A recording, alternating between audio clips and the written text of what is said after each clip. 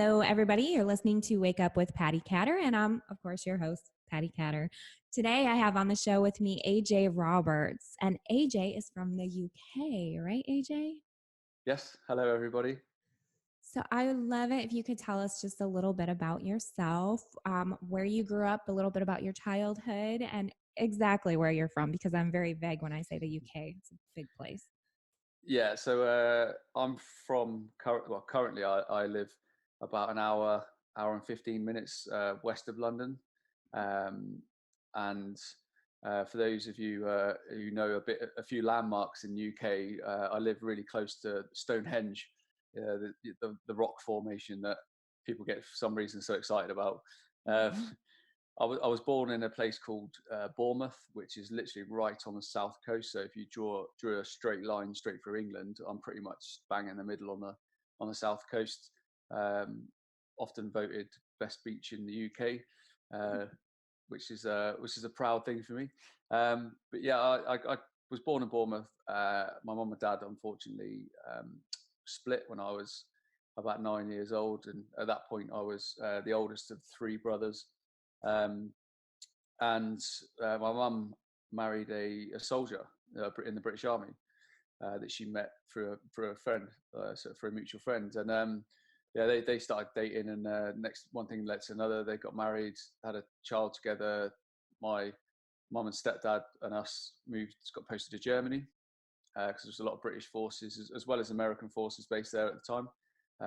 Post Cold War, and I actually did all my schooling at a British school in Germany for forces children, and it was actually really, really good. So it was well funded. It was the education was great.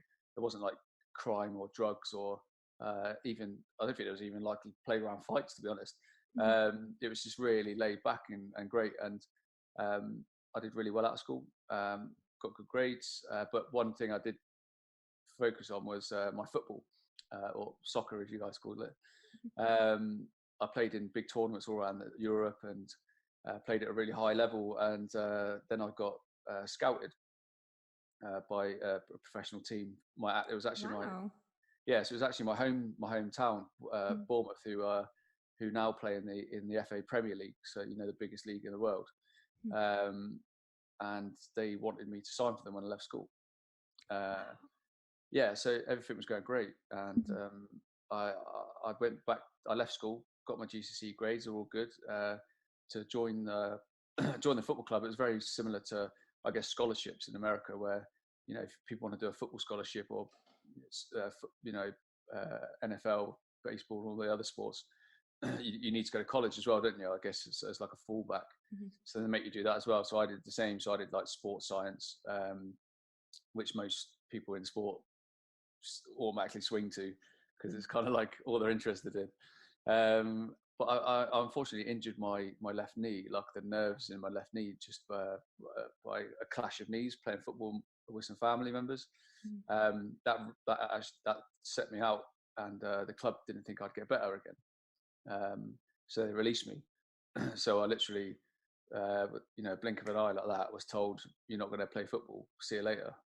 And I've spoken to so many athletes in different disciplines over the years who've had similar situations and how it affected them. And it's quite a common trend. You don't know what to do with yourself, and that's exactly what happened to me. So I kind of went down the rocky road of unfortunately, drinking too much and getting involved with the wrong people, the wrong crowds. Like have stupid parties, and then there was recreational drugs and all this kind of stuff, and my life kind of just went from a big high into a bit of a crash. But like so many people, usually it's a cry for help, isn't it? It's just, you just don't realize that you're crying for help. You think that's like the way to deal with it because society says so. So that's basically like my basic story, I guess, from where I grew up. So you somehow, though, ended up joining your military. Yeah. When did that come into play? That was in 2001. So I was released from football in the beginning of 2001. My knee actually got better, but not professional football better, if you know what I mean, like professional Mhm. athlete. But I was still fit, and I could still pass military tests and stuff. So Mhm. I actually got caught up with the wrong crowds, and I got involved with some stupid, like, low level crime, um, and was looking at a jail sentence for fraud. And at that point, I was umming and ahhing about joining the army to get myself away from it all, and sort myself out. And when it came around to it, I said in court that I was hoping to join the army, and the lawyer backed that up. And the judge basically said, you know, that you're not going to jail, you have to join the army. Mhm. Um, Whereas the other guys got sent down. But I was going to join the army anyway, Right.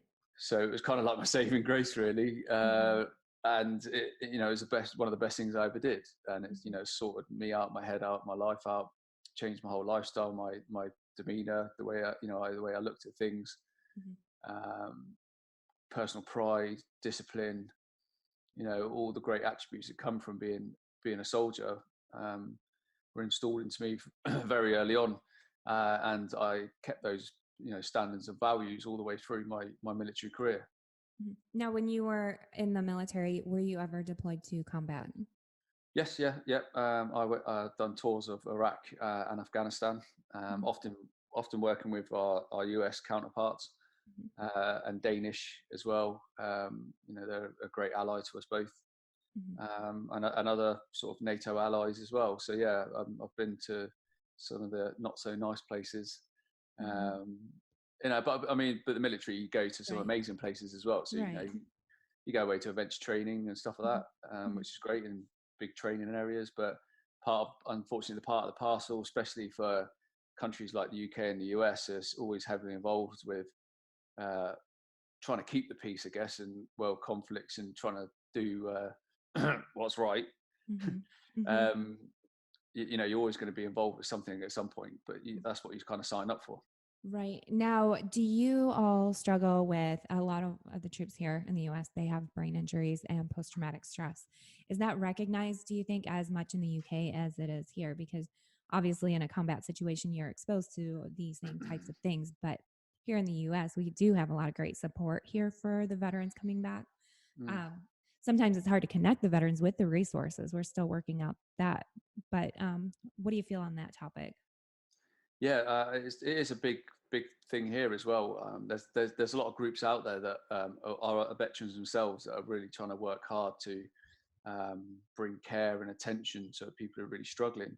Hmm. Obviously, there's with anything you have, like your far rights who take it a bit to extreme, and it Hmm. just comes with it's a bit of a blame culture. They just blame the government for every suicide, and Hmm. um, for every attempted suicide, or the numbers of people with post-traumatic stress. Hmm. Um, we now have in place in the government, which is really good. It's just been formed as the actual Veterans Affairs Office, which is run by a chap called Johnny Mercer. He's a Conservative MP, and he's ex-military himself. So he's been to Afghanistan. He knows, he wanted to use being a member of Parliament as a vehicle for change. Hmm. Um, so it's going in the right direction.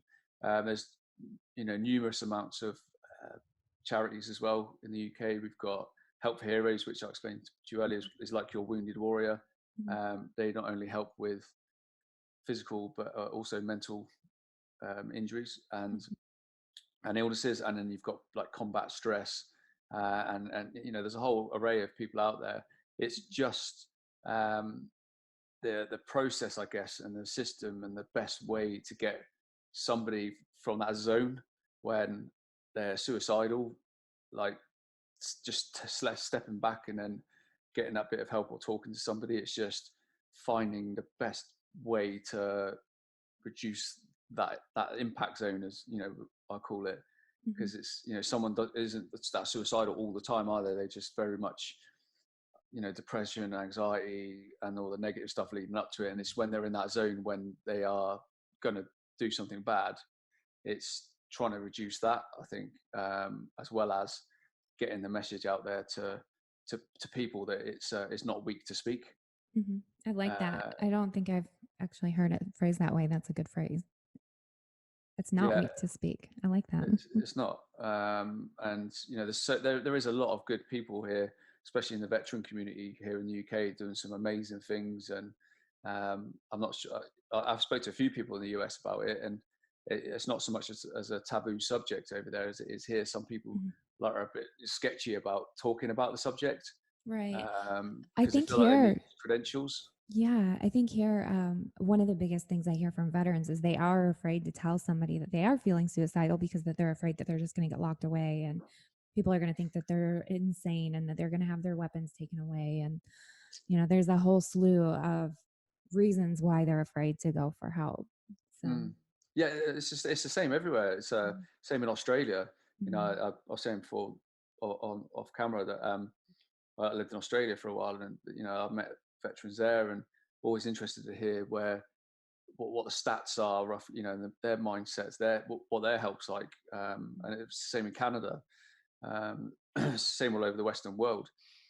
And the majority of it is because we go to these war situations, these fighting situations, conflicts. You get involved in some horrendous, traumatic things mhm, that often at times it's either you or them, in terms of right. fighting the enemy Mhm, or taking a life, or unfortunately witnessing your friends being blown up and killed, maimed, and even civilians and children. So there's all, and each episode is different for every single person. There's not. It's what I try to explain, but there's not some kind of like magic scale that says like, oh, you need to have experienced like all these horrendous, barbaric things for you to be able to be considered like on the PTSD spectrum. mhm, Everyone is affected differently. right. So I've met a guy who's got post-traumatic stress from seeing his children being born. Mhm, mhm, So right. it affects people in all different ways. Mhm, But yeah, there's no magic pill for it, and there's no quick answer. mhm, It's I guess comforting the blow as best we can, and it starts with that transition from then coming back into normal society. I think that is the big key thing. Is no matter where you are, is helping them come back from either a conflict zone or coming from a conflict zone, spending some time back in their units, still army or military fied, and then going into civilian street, like, and in the civilian sector, surrounded by people that don't know what they're thinking or don't understand. And that's when people become really like closed bubble, don't they? And then they don't want to speak. mhm. Now, one of the things that I noticed that you've done in life during after combat, I should say, is you recently went on a humanitarian trip. Yeah. Could you tell our listeners how you ended up wanting to do that and um, what your experience was like? Yeah, it was pretty remarkable, really, because I'd actually visited the place when I first joined the military. Mhm, It's a place called Sierra Leone. It's in West Africa. It used to be a British colony. So when a civil war broke out there and lasted between 1991 and 2002, the the people came under like horrendous, barbaric atrocities from their own. mhm, Um, this large rebel sort of militia called the West Side Boys basically formed and had this ideology that they needed to mutilate and amputate as many people as possible to stop them from mining diamonds, because it's a really diamond rich country. mhm, So the government were basically saying to the civilian population, that the wealth and the growth of this country is literally in your hands. The more diamonds you mine, the richer our country will be and the better your lives will be. So these rebels, the anti-government rebels, thought the best way to stop people mining diamonds was to go around chopping as many people's hands off as possible and oh my murdering goodness. people. It was disgusting what they did, and that was over an 11-year period. And obviously, the British Army came in and basically killed them off, the West Side Boys, or scared them off, um, and brought the war to an end. And then it was very much about peacekeeping. Mhm, So I was very keen to see the country, in all its blossom in peacetime. mhm. I think Now, that's important. yeah, I know my husband, he had deployed to Iraq and saw a lot of bad things there. And after he medically retired, he did end up going back to Iraq with a Gold Star mom and a little team that went.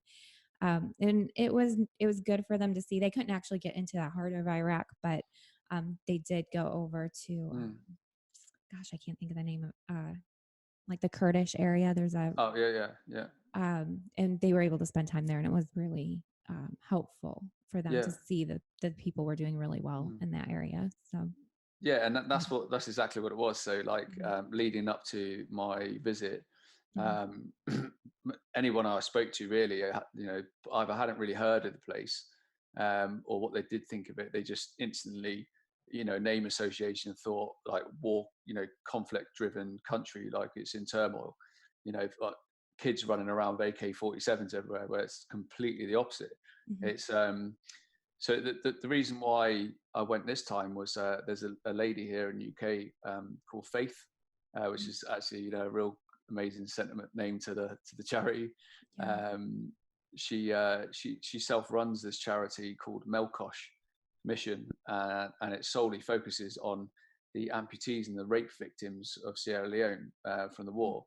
So all the people who were involved with the West Side Boys and the RUF, which was the bad guys, they eventually were all amalgamated back into society and rehabilitated. Whereas like the amputees and all the rape victims were forgotten about, which was really sad. Mm. Um, and it was actually my friend Nicole, who's from America. It's after seeing all her social media posts with her visits with the charity last year that got me intrigued, and I asked a few questions, and then Faith, seeing what I do, and invited me along. And once she told me all about what we wanted to do and achieve out there, I was literally like, "Yeah, what time's the plane? Where do I need to be?" And Let's go. yeah, and Yeah. that's basically what it was. So I spent a good 2 months fundraising, like November, December, which is difficult because of the Mhm. time of year, very difficult.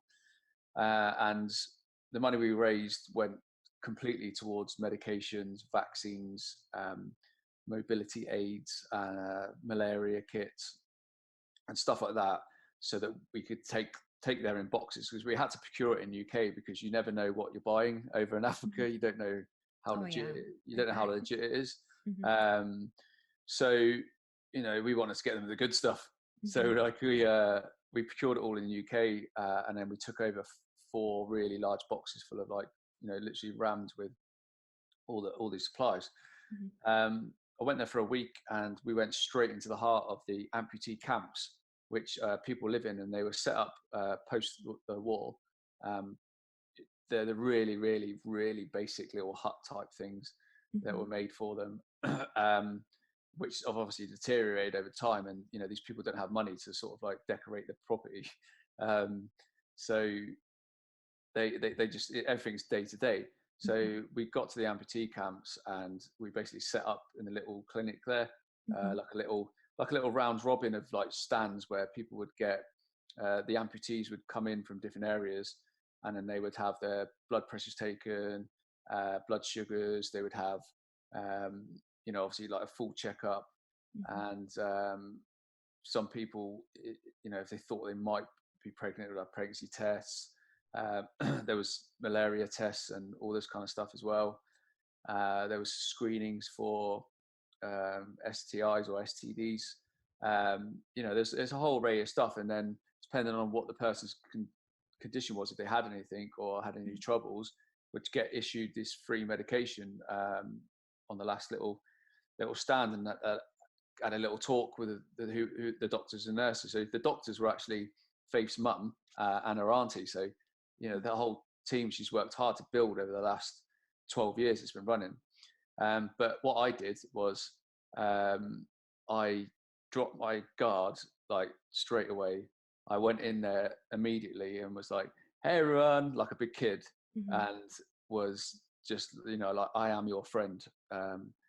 While I'm here, what I want to achieve is I want to assess what your conditions are like, how much work needs doing on the school, because I've got a big construction background, so I've got a Mhm. lot of resources and contacts.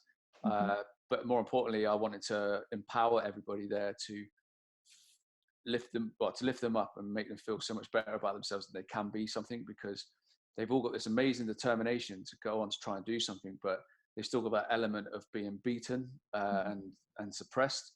So it's really important, like on each of the days of each of the groups, to really uplift everybody, and just so they knew that they can be somebody, and that there is like light at the end of the tunnel. They've just got to have that extra bit of oomph and self-discipline to get off their seat. And although they are very religious, and they're very much into their faith and stuff like that, I was very strong to point out that, like, although it's a beautiful thing, having faith, and especially when you've been through so much atrocities and stuff like that, but like there has to be an element where, like, you have to do things for yourself as well. You can't Mhm. rely day to day to day to rely on your faith to bring you food to the table, and that, like, the country, like, won't ever Right.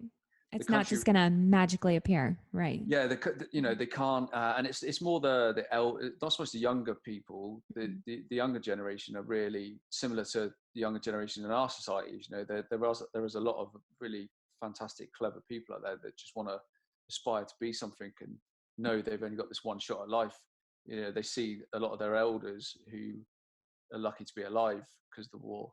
Mhm. Um, so it was really important to get this message across to these people. And there was a particular day where it was just the rape victims, Mhm. um, and I'm actually personally sponsoring this beautiful young girl called Seisha, and she's training to be a doctor of all things. Wow. Um, Yeah. she When she was 5 years old, she was gang raped at 5 years old, Jeez, which oh is man. and apologies for being graphic on your show, but No, I I, mean, you need to. That's yeah, I just don't know how that can happen. Like, Mhm. first of all, Yeah. she had her left arm amputated just below the elbow, and then her parents were murdered in front of Oh her. my Um, gosh. and like, as a result of what happened to her, it's like she can never have kids. Mhm. Her cervix was broken, and she had to fend for herself, like, amputated with no parents, and she's gone through life, like, just trying her best to be educated. And I, I'm now I'm sponsoring her personally and helping her through her final years of her education to be a doctor, Mhm. um, which I absolutely love. Her mindset, everything, and that's another thing I wanted to take away from the trip, is just how amazing and resilient these people are, given the fact they have nothing. They've been through civil war, Ebola, which obviously was well documented Right. all over the Mhm. world, Mhm. and then the poor people had to then go through a huge mudslide, Mhm. um, where hundreds of people are still buried, and it's just like it's tragedy, really, because they're the most amazing, relaxed, and humbling and welcoming people you'll ever meet. Mhm. Um, it's like, a lot of people said to me, like, obviously being a white man, they were like, did you not feel scared because you were literally like one of the only white guys there? And I was like, not once, like not Mhm. once did I ever feel I could physically get out of my vehicle at night time in a marketplace, walk around, talk to people, asking, do you have this? Do you have that? They just Mhm. want to earn a bit of money, but they're just really curious about you. They're not threatened by you. Mhm. And I said, like, I feel more threatened in particular areas in London and Manchester than I did in Sierra Mhm. Leone. Mhm. And yeah, so like the whole week was amazing, and the hotel I stayed in was just beautiful. The owner helped us out and seen what we were doing, so he put us in these beachfront chalets, which were just unreal. White beaches, beautiful clear water, so which was quite nice to go back to, because then it helps you reflect on what you've done and achieved that day, Mhm. and plan.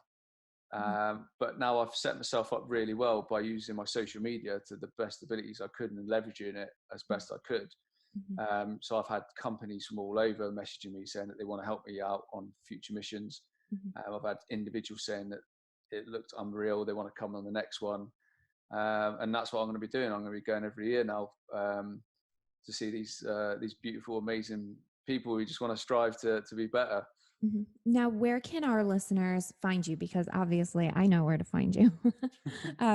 But what are your social media outlets? And then you also have a podcast. Could you tell everybody the name of your podcast? Yeah, sure. So on pretty much all social medias, I'm at AJ Roberts Coaching, because I do a lot of online coaching. Not just like health and fitness. That's like my old school background, so I'm like very sort of well educated and all that, and so I coach people very much with their mindset, personal and professional development, as well as the health and nutritional side of it, because that's just a small part of the best life for me. There's so many more elements to it. So so I do a lot of coaching. So it's AJ Roberts Coaching, on Instagram, on Facebook. I'm also now on TikTok, thanks to my daughter. I just had a conversation with a lady. She must be, I would say, 60 something years old. And she's like, I'm on TikTok now. Yeah. Everybody's getting TikTok. It's fun. It's great. It's awesome. Yeah, the reason why I like it is because, and I guess people like yourself would like it, is because it's always positive, isn't it? It's not not negative with trolls and all that kind of stuff. So I guess people automatically tune into that. But I'm actually using it to do little snippets of my podcast on there, little messages for myself, just uplifting positive things, really. I'm by no means any good at singing or dancing. I dance like every other soldier in the British Army. And I'm pretty sure like the Americans are the same. They all dance the same, like the Can you demonstrate? Yeah, I pulled a thigh muscle doing it for somebody else earlier. But yeah, so so I'm on my socials, AJ Roberts Coaching. I'm on TikTok, Mr. AJ Roberts, and I have my podcast, similar to yourself, called The Best Version of You, which I have inspiring guests on from around the world. I have a lot of veterans on there that have what I like to call ordinary people doing extraordinary things. I've had people on there that have lost their legs in Afghanistan, who are Olympic powerlifters. I've got people on that have lost limbs that have climbed Mount Kilimanjaro. I've had professional athletes on. I've entrepreneurs that are doing amazing things, humanitarians, stuff like that. And that's called The Best Version of You, which is also on social media, Twitter, Facebook as well. We're going to have your links in the corner of this video, and then we're also going to be posting all of your links on my social media and in our show notes. It's going to go out on all my podcast networks, and so we're going to help spread the word. Definitely, I love what you're doing. Thank you so much for sharing your story. I think that there are a lot of interesting people in the world, but the ones that are the best and the ones that I love to have on my show are the ones who have taken different obstacles in their lives and turn them around to do awesome things. And that is just what you did. So thank you, AJ, for being on the show. And again, everybody make sure that you follow AJ on his social media and check out his podcasts. Thank you, AJ. And thank you, everybody. No, thank you. It's been an absolute pleasure. Thank you. Really appreciate it. Thank you.